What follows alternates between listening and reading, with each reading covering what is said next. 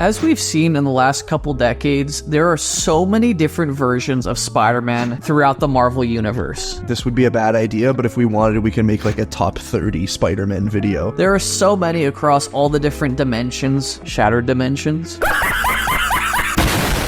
But today we want to look at who is the Marvel Multiverse's greatest Spider-Man variant. Guys, I'm Thomas. I'm Merlin. Together, we are the Comic Lads. And let's make this ranking, dude. But before we get into it, guys, who is your favorite Spider-Man variant? We're talking comics, shows, Games, video games, movies. Also, before we get started, guys, don't forget to hit the like button. It really helps us out. And consider subscribing. Become a Comic Lad. Join the lads. Let's get into it, guys. So before we kick things off, as always, we have an honorable mention. Trigger warning. Yeah. Yuri Lowenthal does not appear on this list. Yeah, I'm sorry. If we were making this video before Marvel Spider-Man 2 came out, he probably would be on the list, but I've demoted him. Spider-Man 2018 on PS4. Banger. Peak Spider-Man story. Such a great depiction, but Spider-Man 2, he's just like an old schmuck. He's a fucking fogey. He is. He's 25 years old and he's like an old fogey Spider-Man that wants to retire. But yeah, we just wanted to get that out of the way. The actual honorable mention we have today is Spider-Man 2099. I feel like especially recently with the newest Spider-Verse movie, he's become a lot more popular and mainstream. That's probably my favorite version of the character, can't even lie. I think he's the coolest version of the character is what I should say. Best suit by far. Yeah. I think he's great in that movie, but I think the OG comics version is where it's at. Absolutely. Like the kind of future dystopian, almost like a Batman Beyond type Spider-Man character. It's the inspiration for Batman Beyond. Is it? Little tidbit here. From what I've read, originally, Marvel was going to do a Spider-Man 2099 show, but they just like couldn't get it off the ground fast enough. And then DC made Batman Beyond, and Marvel was like, well, now we can't just do a 2099 show because it'll just look like we're copying. So it became Spider-Man Unlimited. Crazy. And that's why it's like weird when you watch Spider-Man Unlimited, you're like, oh, it's kind of like 2099, but like not at all. Yeah. And that's why, because of Batman Beyond. Wow. And talking about that kind of future aesthetic, I love that all the present, superheroes that we all grew up with, like Spider-Man and Captain America and Hulk, they're all dead and kind of left in the past. Yeah. And remarked as these like larger than life mythical heroes. So cool. And Miguel O'Hara in 2099 kind of has to take up that mantle and live up to that idea of Spider-Man. Yeah, and kind of like a world without heroes, really. Except for like weird ones, like Punisher 2099. No, God! But yeah, Miguel O'Hara definitely takes the spot as our honorable mention. Also, one of the coolest costume designs. Nice. Oh, for sure. Ever. 100%. But getting into our main list, guys, to kick things off, this Spider-Man variant still takes place in the mainline 616 universe. Yes, but is different enough from the main Peter that we can talk about it, I think, as its own entry. Definitely. We're talking about Superior Spider-Man. That is Doc Ock's mind in Pete's body being Spider-Man. I freaking love this run. Banger of an idea. It doesn't seem like one. I know. At first, it kind of seems like kind of novelty, like cash grab idea. Like, oh, guess what, guys? Spider-Man's now Dr. Octopus. Buy our first issue. It's also like super silly, like brain switching. I'm always like, okay. Yeah. But in this, it's like, oh shit, this is really compelling storytelling. Yeah, because it goes deeper than just a simple brain switch. Like the whole premise of it is Doc Ock's extreme pettiness leads him to be like, well, guess what? I'm going to take over your mind and I'm going to be a better Spider-Man than you ever could be, Peter. Yeah. And I love that. And it's such a great character analysis too of not only everything that Spider-Man has to do in his life as, the vigilante hero, but also into all of Doc Ock's like flaws. You know what I mean? Yeah, it's so great. It's so great seeing him try to attempt small talk with like normal people when he's like a comically mad scientist. But he has like the face of Peter Parker's Chadness. You know what I mean? Like, and then him just be completely socially inept, especially on like first dates and stuff like that. Yes. But yeah, Superior Spider-Man, I just love how he tries to one up everything that Peter's done in his life as Spider-Man. Yeah. And he also just like takes no shit from anyone. As the Superior Spider-Man, not even Black Cat is like off the hook. At first she runs into him thinking he's Peter and she's all like, oh, catch me if you can. Yeah, doesn't he like deck her? And then he just whoops her ass, dude. And she's like, what are you doing? And he's like, apprehending a criminal. He's like, Batman? I know. He's like, taking a note to sail it to jail. What do you think, dude? I'm Spider-Man. This is what I do. Peter, Spider-Man, is often depicted as like a super compassionate, hopeful character in the Marvel universe. When it's Doc Ock, he's like a tempered, like, steel instrument of, like, justice. Literally. Even to the point where he gets drones around the whole city at one point just to survey everything. Well, that's where it becomes like, okay, maybe you should not be Spider-Man. He's so hands-on with everything to the point where he like pushes his responsibility to the max. Yeah. It's not an idea that overstayed its welcome. We got just enough of it and it was really good. And it was so good that when Pete comes back, it's like that much more hype. You know, when he's like fighting Green Goblin thinks it's still Otto in his mind, but then like Spidey makes like a joke about his purse and Goblin's like, oh no, it's the real Spider-Man. And he's like, yeah, it's the one and only. And by the way, I love that as the full character arc of the Superior Spider-Man, because that moment is when Doc Ock admits, I don't know what the freak I'm doing, dude. Like, Peter, you actually are the Superior Spider-Man. Like, I give the mantle back to you. So cool. It shows that despite all of Octavius's flaws, he grew as a character throughout that whole arc. I love it to death, dude. Fantastic. This might be bad. The next one on our list is gonna trigger some people. No, like, obviously, we gotta have, I'm scared, 616 Peter Parker on the list, and he takes the number 4 spot. He's number 4, dude. what have we done? Listen, Actually, what has Marvel done? guys, this is not our fault. If we're talking about Peter Parker 25 years ago, top of the list. Easily. You know, we have so much to thank him for. First of all, kicking things off for the Spider-Verse. He's the OG Spider-Man. He's the progenitor of Spider-Man. But, like, he just sucks ass recently. Listen, guys.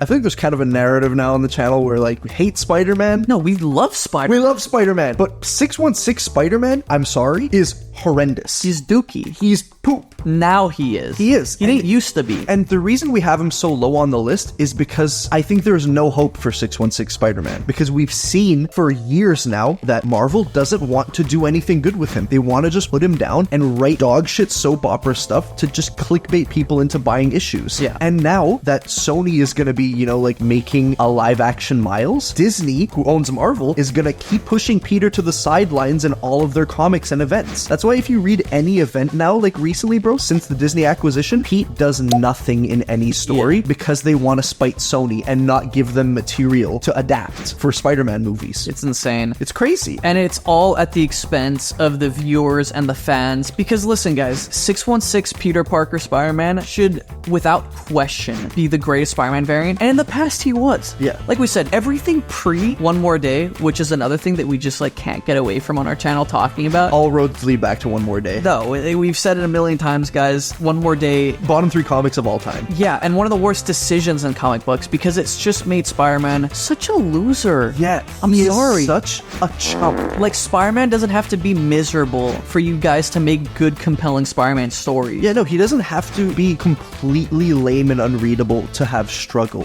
All that to say, guys, when he's done well, he's amazing. He is the start of it all. He is the inspiration for everything. He has all the best OG stories. I think the reason that we have him so low on this list, there are other Pete variants that have consolidated every aspect of his character and forged them into a better totemic representation of what Spider-Man is and should be. For better or for worse, 616 Peter is an extremely flawed character. Yeah, too flawed for his own good. And by the way, we don't say this with glee. I hate that this is how it is. This is depressing. No, like, Spider-Man is my favorite fictional character ever. I want to go into a comic book store and, like, finish a new Spider-Man issue with Peter Parker as the lead and feel like that was great. So all that to say, guys, 616 Peter Parker has a spot on our list. Of course, we need to give him his accolades, but he's extremely hard to follow at the same time. There are better Pete's, bro. Yep.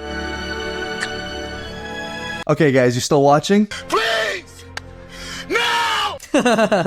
Next up on our list, number 3, Miles Morales. He just took the world by storm, especially with the recent Sony Spider-Verse movies. But outside of those movies, you know, he is one of the coolest new comic book characters. I say new, they created him like 10 years ago, but for comics, I feel like that's still relatively new. Well, listen, to be as new as he is and as popular as he is, you know, despite having the Spider-Man name to back him up, says a lot, I'd say. To be a character that's called Spider-Man and have like your own book concurrently with Amazing Spider-Man just selling constantly since your inception, like this might have been the last time that Bendis cooked. Just stop. Definitely. When he created Miles. And you know, leading off of our last choice, which is 616 Peter, he's so much more well-written in the mainline comics, and he's so much more of like a compelling character. And he's such a refreshing character, and he's so hopeful. He has that energy that Spider-Man used to have before he became a chump. I mean, can we just talk about his powers too? Coolest shit ever. It's so freaking awesome. Yeah, he has all of Spider-Man's powers. He can turn invisible. He's like Goku with lightning and shit. When the first time he meets Eddie Brock Venom, pretty sure he just washes him because Venom's not used to fighting like Spider-Man with lightning,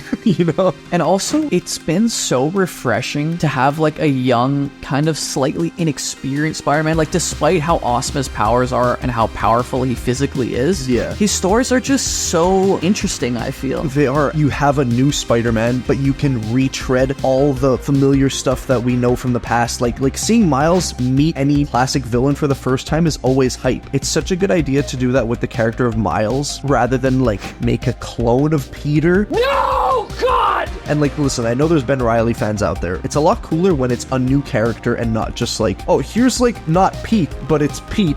And it looks like Pete, but it's not Pete. He's a new Spider-Man, but it's still Peter. Yeah, like what you're saying is like Miles Morales stands alone completely. Exactly. As his own original character. You know what I mean? Even to the point where a lot of his villains and storylines will be riffs off of OG Spider-Man ideas, but it'll also put its own twist on his character. You know what I mean? And I love, especially in the Ultimate Universe, Miles Morales' whole character arc is really fueled by the death of Ultimate Peter. Yes. And kind of living up to that mantle and being a small fish in a very big pond. Miles Morales, guys, definitely deserves his flowers. Yes. Number 2, we're coming back to Pete, Ultimate Spider-Man. OG Ultimate Spider-Man, funny enough, being in the same universe as Miles Morales. Yes. I gotta admit, dude, Ultimate Spider-Man might be my favorite comic series of all time. Yeah. Like the OG Bendis run. It's top 3 for me, I think. You know, it takes Spider-Man back to his high school roots. Yes. It also created the kind of misconception that Spider-Man always belongs in high school. And in the OG 60s comics, you know, he gets out of high school within the first like 15, 20 issues. Yeah, bro, he graduates like in the second year of publishing Spider-Man. I'm like, bro, slow down. But to flip that idea on its head, Ultimate Spider-Man takes him back to high school. We get to see different high school dramas and like relationships with him, Gwen, and Mary Jane. Yeah, and more of like a modern light too. Kind of channels the OG side of Peter Parker, where in his real life he's kind of a loser that's picked on. Yes. You know what I mean? And like kicked around by Flash Thompson and Kong. As soon as he puts on the mask, you know, he's like big time superhero coming through, you know? Yeah, and it's almost like he's like putting his confidence on, you know, when he puts the mask on. His personality comes out, and the jokes that Bendis cooks for him are like incredible. Spider-Man's quips have never been as good as they are in Ultimate Spider-Man. They haven't. And also, you brought up a really good point before we started shooting this video. Ultimate Spider-Man is the only time we've seen a full arc. Spoiler alert, guys. Ultimate Spider-Man fucking dies. But I will say they do bring him back, unfortunately. It's the biggest piece of dog shit. Yeah, let's never talk about that. Yeah, he's brought back during the Ultimate Miles Morales run. So lame. And he has like long hair, and it's like, dude, what are you guys cooking over at Marvel? This is like Return of Superman. Like, get the hell out of here. Anyways. Yeah. Ultimate Spider-Man, I think safe to say, our favorite comic book variant of Spider-Man. Because next on our list, guys, another Peter variant. And I'll say, I think it's both of our opinion that this is the best depiction of Spider-Man. We're talking about Spectacular Spider-Man, guys. Yeah, we've talked about Spectacular a bit in the past. Without a doubt, I think one of our favorite shows of all time. This is Spider-Man's Batman the Animated Series. Yeah. The 90s Spider-Man show is not. This is truly the most totemic, perfectly boiled down, distilled version of Spider-Man. Like, every single part of this is how I think of Spider-Man in my head. And a few of the comic lads have brought up in the comment section before when we brought up Spectacular that, like, oh, but the art style is so ugly. Like, I don't want to watch it. It looks so ugly. Guys, you get 10 minutes into it and you're like, oh my god, this is everything I want from any Spider-Man story. And what do you want from a Spider-Man story? You want the duality of Peter Parker and Spider-Man. Yeah. We're firm believers that Spider-Man doesn't have to be miserable in order to make compelling stories. Definitely not. But I do love how they play the kind of, you know, when Spider-Man wins, Peter loses. When Peter wins, Spider-Man loses. Yeah. Like, they do that perfectly, and to the point where it's not, like, too much and you're like, dude, can Peter catch a break? It's not frustrating. He gets small wins. It's got that perfect feel from the old comics of, like, Pete goes one step forward and Spider-Man goes 2 steps back, or vice versa. Yeah, and I love the scenes especially where he's, like, juggling, defeating a supervillain with, like, getting home for Aunt May's curfew in time. Yeah, you know what I mean? It's just, like, it's so great, and I feel like the stories where Peter and Spider-Man come together, There's nothing like it. this is nothing like it. You know, Peter specifically, seeing him navigate the stress of high school, the social pitfalls that he has to go through with, like, bullies and girls and getting dates. It takes all the best things of Ultimate Spider-Man and it puts it on screen. It's all the best things about each version of Spider-Man separately boiled down into one perfect version. Let us know in the comments down below who is your favorite version of Spider-Man. There are, like, endless picks to choose from. There might be hundreds. If you enjoyed the video, give it a like. It really helps us out. And we'll see you guys next time. Peace. Peace. Peace. Peace.